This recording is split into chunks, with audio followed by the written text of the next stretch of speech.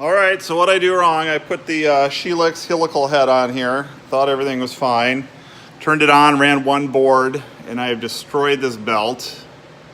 It looks like the backside is what's ruined on it. I mean, obviously it's ruined altogether, but it looks like that's where it started ripping apart. And then it started walking off the pulley. That certainly was not at that point on the pulley. It was seated inside here.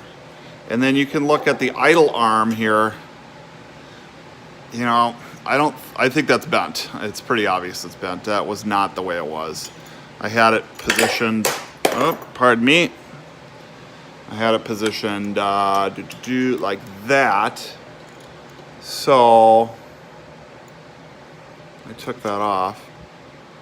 What happened? Why did this happen? Any advice would be very, very helpful. I've ordered a new belt.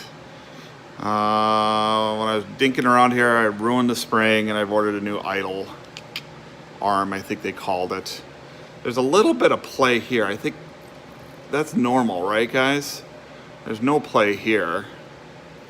So let me know your thoughts, please. New parts on order.